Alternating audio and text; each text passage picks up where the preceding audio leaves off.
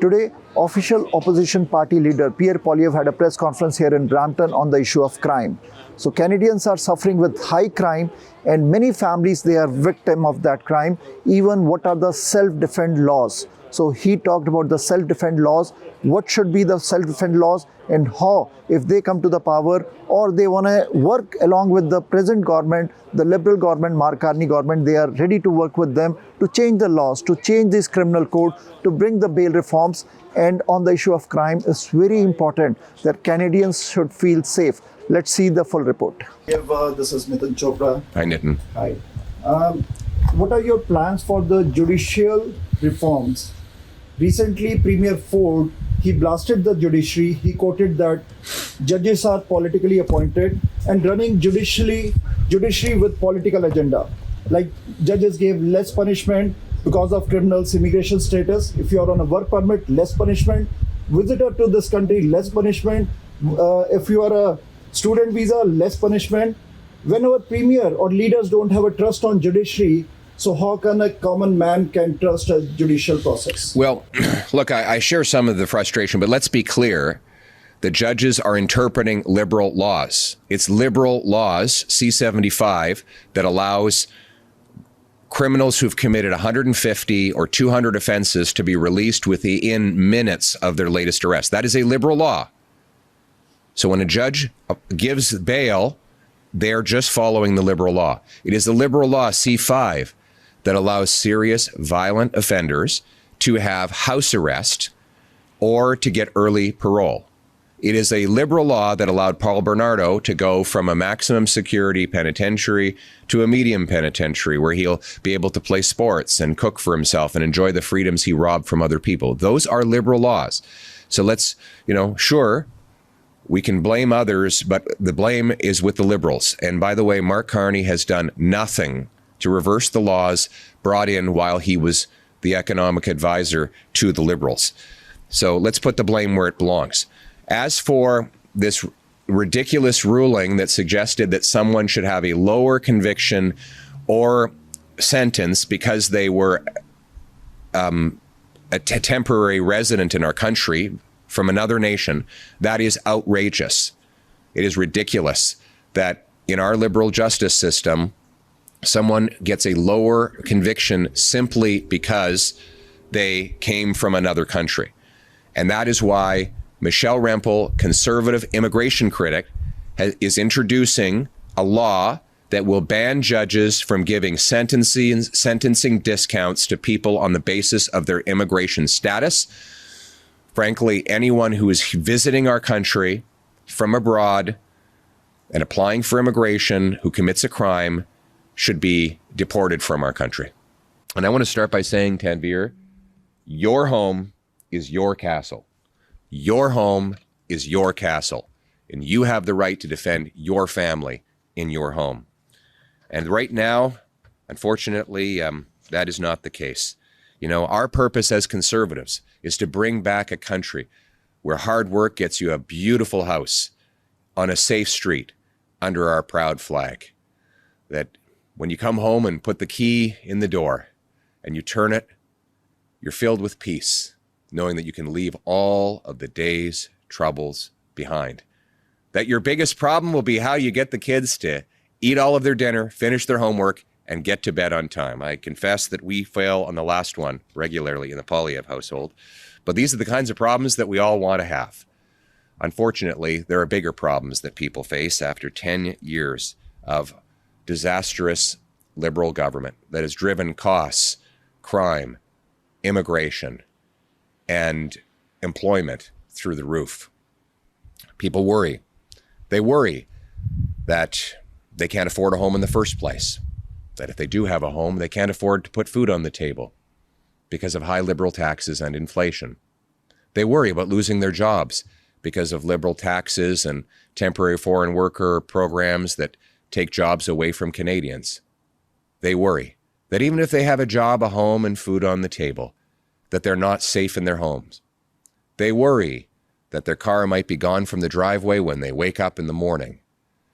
Or worse, they worry that they might be awoken at 2 a.m. to the sound of breaking glass and and feet pounding on their living room floor as an invader storms in to steal the family's goods or worse, harm the family itself. They worry when they've seen the Toronto police say that it is necessary to leave your keys at the front door to make it easier for criminals to safely steal your car. And they worry when they think about what they might do to protect their family if an intruder ever entered. What do you do if you've got a small child down the hallway and you hear that ominous sound of a home invasion? The answer for any parent is we would do anything necessary to protect our children. But unfortunately, people who've done that have faced the brunt of the law. The system treats, after 10 years of Liberals, the system treats victims like criminals and criminals like victims. Back in 2019, 3 masked intruders, one armed with a sawed-off shotgun, broke into a residence in Collingwood. Cameron Gardner and his girlfriend were tied up. When they finally freed themselves, they struggled with the intruders. The attacker's gun went off twice, striking 2 of the attackers. One escaped. Now, when Cameron saw the police arrive, he was relieved until he found out that they were going to put him in handcuffs. He'd fought for his life. He was courageous. And this is the price he paid. He was in jail for 6 months. He was in a legal process for over 2 years, spending an ungodly fortune on lawyers. And then there's Ali Mian. In February of 2023, the Milton residence and licensed firearms owner awoke to find five intruders who were masked and armed. They came in, broke into his house, carrying weapons, zip ties, and harmed his mother. After using his legal firearm to shoot one of the intruders, he was able to fight them off. But he was arrested. By the way, one of the intruders had a 9mm handgun. And yet, the law went after this innocent man trying to defend his home. He had to post $130,000 in bail for defending his family. After 5 months of hell, the second-degree murder charge was finally dropped by the Crown because they realized there was no reasonable chance of conviction. But it is outrageous that this man had to live through that hell when he should have been focused on recovering from the trauma of fighting off a dangerous criminal. And that is why Conservatives are standing here today, based on the principle that your home is your castle. We're calling on the government to introduce and immediately pass the Stand on Guard law, failing which one of our party's MPs will put forward such a bill. It will amend Section 34.2 of the Criminal Code, which right now says that you can defend yourself based on 9 very complicated and vague conditions. Now look, if you're defending your house, you don't have time to think through 9 different conditions. You have one condition: to protect yourself and your kids. And it is wrong for the law, for the police, and for judges to apply a complicated, indecipherable legal doctrine against you when you were only doing what is right. Our amendment instead will change Section 34.2 of the Criminal Code to say that the use of force, including lethal force, is presumed reasonable against an individual who unlawfully enters a house and poses a threat to the safety of anyone inside. The proposed amendment is reasonable and prudent. It applies only to the unlawful entry of a home and preserves proportionality. Simply put, it means you have the right to use force to defend your home and your family against someone who threatens you and who has entered illegally. This bill will also put Canada in line with other developed civilized countries. Ireland, several Australian states, Spain, the United Kingdom, and some American states already have this principle embedded. And it will make sure that Canadians are treated right for a change. We think that our role in this parliament is to put forward good ideas. And so my message to Mr. Carney is steal our best ideas. Work with us. Let's get it done. Let's put our country first. Who cares who gets the credit? Take our ideas so that we can reverse not only the crime and chaos Liberals have caused, but let's also take these ideas to bring the cost of living, immigration, and unemployment down. Keep our people safe. Let's put our country first. Let's once again work together, all of us from all parties, to make this a country where everyone who works hard gets a beautiful house in a safe street with good food on the table, united under our proud Canadian flag. Well, the first thing I would have done differently is I wouldn't have broken my promise to Canadians. Mark Carney promised elbows up before the election. He's been elbows down since. He promised a deal by July 21st. He secured no deal. He said he could, quote unquote, handle Donald Trump and negotiate a win.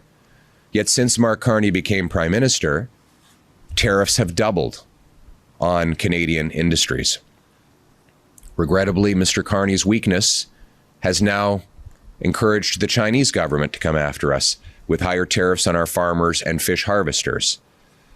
So he has failed on the single biggest promise. Let's remember, Mark Carney said, forgive all of the Liberal disasters on housing, immigration, crime, taxes, debt, all for one promise, that he would put elbows up and win a deal with the U.S. That was his single promise. He has broken that promise. His weakness abroad is sadly costing Canadians at home. I would have negotiated from a position of strength. I would have passed immediately a Sovereignty Act, which would rapidly build up our pipelines, ports, LNG plants, nuclear plants to get markets outside of the North America. I would have unleashed home building to bring a sector that is trade proof, because most of the materials, all of the labor and land are right here in Canada. And I would have gone to our American friends and said, here's the deal that we offer. We will massively build up our military, secure our borders, stop the fentanyl and the drugs. In exchange, and we can do more and better on all those things if we have free and open trade that enriches both of our countries. But I would never have done what Carney did, which is make a bunch of chest-pounding threats and then back down from every single one of them. He has made concession after concession and gotten nothing in return. I should conclude by saying to Mr. Carney, work with us. We're happy to work with Mr. Carney and the Liberals to get a fair deal with the United States. Let's put party aside and let's stand up for Canada first. Well, in my proposed bill, the Stand on Guard law says that if two things happen, one, someone enters your home illegally, and two, they are a threat to your family. Actually, I'm going to start that again. Let me say it very precisely. The two conditions: if someone enters your home illegally and uninvited, and two, you reasonably believe they are a threat to your family, then it is assumed that all the force you use against that person is reasonable and legal. That is the test that our bill will bring in. Alberta's wonderful. That's not the point, though. The point is that the Liberals went 300% over budget on the Trans Mountain project and years past the deadline. Their approach, as one American president said, is that if something moves, Liberals tax it. If it keeps moving, they regulate it. And when it stops moving, they subsidize it. These big projects should not require tens of billions of dollars of taxpayer-funded subsidies. They are normally very profitable all by themselves. They get built all around the world by business because they are profitable. But here in Canada, we have the second slowest bill. The Liberals have provided the second slowest building permits in the developed world. and among the highest taxes. So nothing can get done on its own without massive government handouts and bailouts. We don't want a handout and bailout economy. We want a paycheck and production economy. And the way you do that is like if there are government has obstacles in the way blocking projects, the answer is not to subsidize people's way around those obstacles. It's to get rid of the obstacles. And so I'm offering a nonpartisan, I'm reaching my hand out to Mr. Carney and saying this: pass the Canadian Sovereignty Act. It will legalize rapid construction of pipelines, mines, LNG plants, nuclear facilities, port expansions by repealing C-69 and C-48. It will eliminate capital gains tax on anyone who's bringing money back and investing it in Canada. It will get rid of the energy cap, the electric vehicle mandate so that people can choose what vehicles to drive. It will unlock our country. It will open us for business. It will make us strong, self-reliant, and sovereign. So we have Brampton resident with us. They have concerns what's going on here in Canada. What are your concerns in terms of crime, inflation, and other things? You are a resident of Brampton. Like when I immigrated to this country, 12 years back, this country was a beautiful place. It's still, as country-wise, it's beautiful. But inflation, crime, chaos everywhere. No matter someone is doing white-collar job or doing job in a warehouse, there is no harm in if you are earning hard work money. No matter, it doesn't matter. But the thing is that everyone is suffering. No matter someone is earning more or less. The Liberals should consider work for the people, please. For God's sake, it's been more than 10 years mess. And still we see there will be elbows up, but we don't see them. I request my Prime Minister, please, instead of talking, do some actions. People are suffering everywhere. People are looking towards you. Please, try to make this country beautiful. Try to work with everyone. And we need common sense conservative government in this country which work for the betterment of the people. And in Brampton, everyone is scared because of the crime. People are scared in their homes, even while going on the walks. Please do something. We need strong laws which benefit our people. So how bad is the crime? Because today's press conference is also to change the criminal code. And we have seen the homeowners who try to defend themselves, they are being charged. What you'll say on that? It should not be like that. If someone is defending their home, he should allow to do that. And police should not catch the homeowner. They should catch the criminals. It's totally ridiculous. Okay. ਤੁਸੀਂ ਕੁਝ ਕਹੋਗੇ ਪੰਜਾਬੀ ਚ ਅਗਰ ਕਹੋਗੇ ਹਾਂਜੀ ਇਹ ਵੀ ਕਿ ਹਕੂਮਤ ਜਿਹੜੀ ਹੁੰਦੀ ਹੈ ਉਹ ਲੋਕਾਂ ਲਈ ਹੁੰਦੀ ਹੈ, ਲੋਕਾਂ ਦੀ ਸੇਫਟੀ ਲਈ ਹੁੰਦੀ ਹੈ। ਲੇਕਿਨ ਇਹ ਹਕੂਮਤ ਜਿਹੜੀ ਹੈ ਮੇਰਾ ਖਿਆਲ ਮੁਲਕਾਂ ਦੇ ਸਰਵੇ ਕਰਨ ਲਈ ਜਾਂ ਪਾਰਟੀਆਂ ਕਰਨ ਲਈ ਹੈ। ਪਹਿਲੇ ਇਹਨਾਂ ਨੇ ਐਲਾਨ ਕੀਤਾ 3 ਮਹੀਨੇ ਤੱਕ ਕੋਈ ਛੁੱਟੀ ਨਹੀਂ ਹੋਏਗੀ, ਤਨਖਾਹਾਂ ਵਧਾ ਕੇ ਹੁਣ ਛੁੱਟੀਆਂ ਤੇ ਵੀ ਨੇ, ਕੁਛ ਵੀ ਨਹੀਂ ਕਰ ਰਹੇ। ਮੁਲਕ ਕਿਸ ਸਾਈਡ ਤੇ ਜਾ ਰਿਹਾ? ਕੋਈ ਬੱਚਿਆਂ ਦੀ ਸੇਫਟੀ ਨਹੀਂ, ਬਜ਼ੁਰਗਾਂ ਦੀ ਸੇਫਟੀ ਨਹੀਂ। ਮੋਬਾਈਲ ਹੱਥ 'ਚ ਤੁਸੀਂ ਫੜ ਕੇ ਬਾਹਰ ਨਹੀਂ ਜਾ ਸਕਦੇ। ਘਰਾਂ 'ਚ ਤੁਹਾਡੇ ਚੋਰ ਆਉਣ ਵਾਲੇ, ਉਹਨੂੰ ਨਹੀਂ ਕੁਛ ਕਹਿ ਸਕਦੇ। ਕਮ ਸੋ ਕਮ ਇੰਨੀ ਇਜਾਜ਼ਤ ਦੇਣ ਆਪਣੀ ਸੇਫਟੀ ਲਈ ਤੇ ਕੋਈ ਕੁਝ ਕਰ ਸਕੇ ਨਾ। ਸੇਫਟੀ ਕੋਈ ਨਹੀਂ ਤੇ ਕੀ ਕਰਨਾ ਇਸ ਹਕੂਮਤ? ਕਿਉਂਕਿ ਹਕੂਮਤ ਹੁੰਦੀ ਹੈ ਸਰਹੱਦਾਂ ਲਈ, ਹਕੂਮਤ ਹੁੰਦੀ ਹੈ ਮੁਲਕ ਦੀਆਂ ਭਲਾਈਆਂ ਲਈ। ਇੱਥੇ ਭਲਾਈ ਕੋਈ ਨਹੀਂ। ਉਹਨਾਂ ਨੂੰ ਸਿਰਫ ਹਕੂਮਤ ਦਾ ਚਾਅ ਹੈ। ਲੋਕ ਵਿਚਾਰੇ ਤਾਂ ਮਹਿੰਗਾਈ ਇੰਨੀ ਹੋ ਗਈ, ਮਹਿੰਗਾਈ ਨੂੰ ਲੋਕੀ ਵੇਖਦੇ। ਲੋਕਾਂ ਦੇ ਘਰਾਂ ਦੇ ਖਰਚੇ ਨਹੀਂ ਪੂਰੇ ਹੁੰਦੇ। ਬੱਚੇ ਸਕੂਲਾਂ 'ਚ ਸੇਫ ਨਹੀਂ, ਗੰਨਾਂ ਲੈ ਕੇ ਸਕੂਲਾਂ 'ਚ ਆਉਣ ਵੜਦੇ ਨੇ। ਇਹ ਤਾਂ ਹਾਲੇ ਪਾਕਿਸਤਾਨ 'ਚ ਵੀ ਨਹੀਂ ਹੋਇਆ, ਇੰਡੀਆ 'ਚ ਨਹੀਂ ਹੋਇਆ ਜਿਹੜਾ ਇੱਥੇ ਹੋ ਰਿਹਾ। ਸੋ ਖੁਦਾ ਇਹਨਾਂ ਨੂੰ ਅਕਲ ਦੇ ਤੇ ਮੁਲਕ ਲਈ ਕੁਝ ਕਰੇ। What a beautiful home. You're very well behaved. Geez, look, these kids are quiet. Mine would be bouncing off the walls. How do you do? What's the trick? Nothing. Thanks to them. They are nice. That's good. Why are you so well behaved? You can tell me the secret. Well, we're here today. We're going to be making an announcement. about families being able to protect their homes against invaders. So, we're worried about all the crime that's been going on, and we want to make sure that if somebody, first of all, the police should have the powers to stop the crime, but if someone came into the home, that you have the ability and the right to defend your home and your family. You agree with that? Yeah, exactly.